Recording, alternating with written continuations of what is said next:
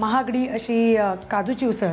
तर याचं साहित्य तुम्ही लिहून घ्यायचंय, पण मला एक असं विचारायचं की हे काजू जे आपण घेतलेले आहेत हे ओले काजू आहेत? ओले काजू आहेत, परंतु ते गरम पाण्यामध्ये थोडा वेळ भिजवून ठेवावे लागतात, एक 10 ते 15 मिनिटं. अच्छा. म्हणजे मग त्याची सालं पटपट निघू शकतात. तर हे नक्की लक्षात ठेवा, काजू पटापट ते सोलले जाते, साल चिकट असते त्याची. तर ही टिप नक्की लक्षात ठेवा. आणि आता साहित्य लिहून. ओले वाफवलेले काजू, ओलं खोबरं, हिंग, कोथिंबीर, मिरची, साखर, जिरे, हळद, मोहरी, तेल आणि मीठ. साहित्य तुम्ही घेतलं. आणि आता मला सांगा पद्मिनी, हे आता पहिल्यांदा आपण वाटण करून घेऊया लागणारं. अच्छा. आधी खोबरं, ओलं खोबरं,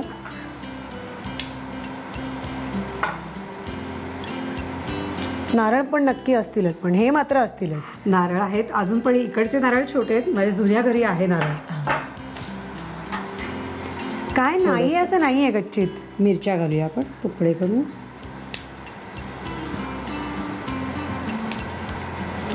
थोडंसं तिखट आवडत असेल तर हो, जास्ती एखादी. मला आवडतं तिखट. भरपूर गोड आणि भरपूर तिखट असं मी खाते. जिरं घालायला चालेल. हां.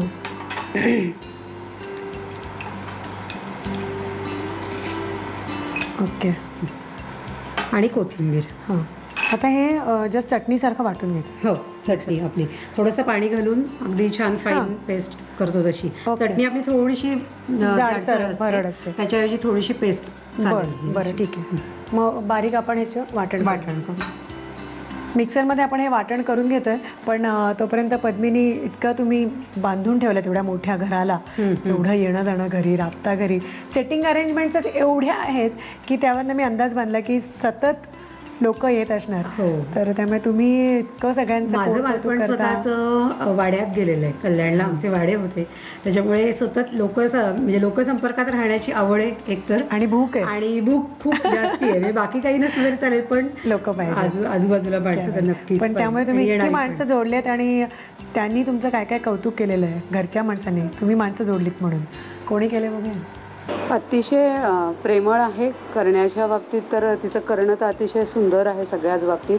आणि फक्त खाद्यपदार्थ नाही, ओव्हरऑल सगळ्या लाईफमध्ये परफेक्शन हे तिचं अतिशय प्लस पॉईंट आहे. डाऊन टू अर्थ अतिशय चांगली एकदम. म्हणजे मला खूप अभिमान वाटतो. म्हणजे माझी ती मोठी बहीण आहे, आणि एक मोठ्या बहीण ह्या व्यक्तीला म्हणजे जे साजेसं असं जे तिचं सगळं कॅरेक्टर आहे प्रत्येक बाबतीत. आम्हा दोन्ही लहान भावंडांच्या बाबतीत प्रत्येक गोष्ट मिळण्यासाठी लहानपणापासून तिची जी काही धडपड आहे, म्हणजे जे तिला मिळालंच तिच्या आयुष्यात, पण आम्हाला मिळण्यासाठी तिची असलेली प्रत्येक गोष्टीसाठी धडपड ही वाखाणण्यासारखी आहे. आणि फक्त भावंड किंवा माहेरचीच माणसं असं नाही, प्रत्येक व्यक्तीच्या बाबतीत काहीतरी त्याला मिळावं याच्यासाठी तिची असलेली धडपड ही वाखाणण्यासारखी आहे अतिशय. आपण हे वाटण जे केलं हिरवं, तर तेही आलेलं आहे. आणि तुम्ही बघताय पद्मिनीने एकदम फाईन असं बारीक वाटण केलंय. तर आता फोडणी करून घेऊ. तेल तापलं.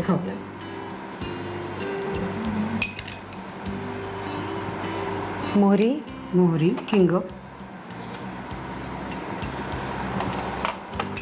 थोडीशी तडतडून. ओले काजू हे कसे लागतात ते चव बघायला पाहिजे ना. प्रशांतला ओले काजू मिळाले नसतील. प्रशांतला नेहमी असे साधे काजू मिळतात, तेच तो खातो.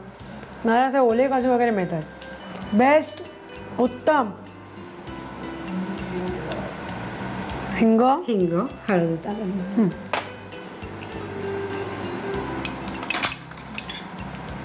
हळद थोडीशी. हो, आधी येतं काय वाटण? आता आपल्याला नाही, काजू घालायचं आधी. काजू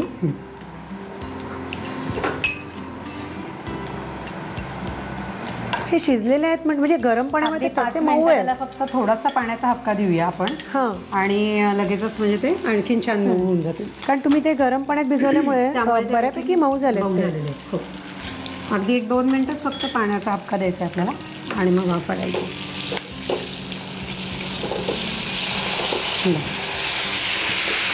पाण्याचे जास्ती आणायला लागणार नाही मला, कारण तसे बऱ्यापैकी आहेत सॉफ्ट. 1 मिनिटभर वाफ आले ना. हो, वाफ आलेली आहे. आणि आता आपण वाटण घालूया. हिरवा वाटण जे आपण केलं ते घालूया. हे कितपत लागेल याला? थोडं एक 3 ते 4 चमचे घालूया. बरं.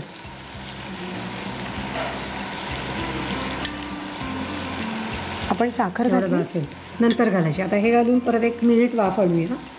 आणि करायचं नंतर पातळ अजून का नाही? थोडंसं करूया.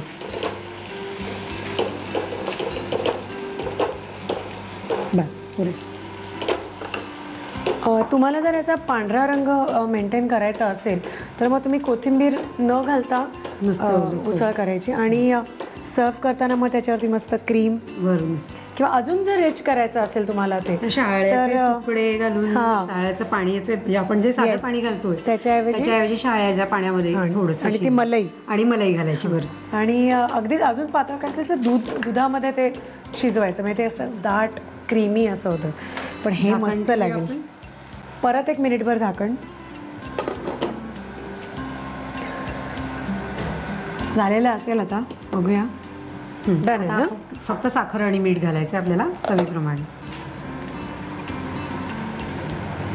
हे खारे काजू नाही आहेत म्हणजे ओरिजिनल जी काजूची चव असते तीच आहे. त्यामुळे भाजीच्या अंदाजाने तुम्हाला प्रॉपर त्याच्यात मीठ घालायला लागेल. आणि आम्ही ब्राह्मण लोकांनी नॉनव्हेज जरी बनवलं तरी त्याच्यात आम्ही गुळ आणि साखर घालू. त्याच्यामुळे भाजी आमटीमध्ये साखर किंवा गुळाशिवाय होत नाही, स्वयंपाकच होत नाही. त्यामुळे तसं आम्ही प्रत्येक भाजीमध्ये घालणार. तुम्हाला जर आवडत नसेल पण तुम्हाला ब्राह्मणी स्वयंपाक शिकायचे म्हटलं तर मग हे असंच करायला पाहिजे. पण नसेल आवडत तर साखर इज ऑप्शनल. घालायचं पाणी. नको ना? हे थोडंसं असं ग्रेव्हीवालं ना? थोडीशी ग्रेव्ही छान वाटते. हो मस्त लगेच असं खावीशी वाटते. तुम्ही कशाबरोबर सर्व करता? आम्ही घरामध्ये नॉर्मली पोळी बरोबर हां, ना? हां. हेच पोटभर खावं. पोळी कमी खाऊन हेच नुसतं भात खरं. आणि उसळ सुद्धा छान लागेल. आणि गरम तसं भात त्याला दाटपणा आहे तुम्ही आहे. वाटण हो, लावल्यामुळे हो, हो. ना? हो. त्यामुळे जिरा राईस बरोबर वगैरे चालेल. पटकन साहित्य बोलते. ओल्या काजूची उसळ बनवण्यासाठी लागणारं साहित्य: ओले वाफवलेले काजू, ओलं खोबरं, हिंग, कोथिंबीर, हिरवी मिरची, साखर, जिरं, हळद, मोहरी, तेल आणि मीठ. कृती: गरम पाण्यामध्ये सालासकट काजू भिजवून त्याची सालं काढून घ्यावी. एका बाउलमध्ये ओलं खोबरं घेऊन त्यामध्ये हिरव्या मिरच्यांचे तुकडे, जिरं आणि कोथिंबीर घालून हे मिश्रण पाणी घालून बारीक वाटून घ्यावं. एका पॅन मध्ये तेल गरम करून त्यामध्ये मोहरी, हिंग आणि हळद घालावी. या फोडणीमध्ये भिजवलेले काजू आणि पाणी घालून वाफ येऊ द्यावी. त्यामध्ये हिरवं वाटण, साखर आणि मीठ घालून उसळ शिजवून घ्यावी.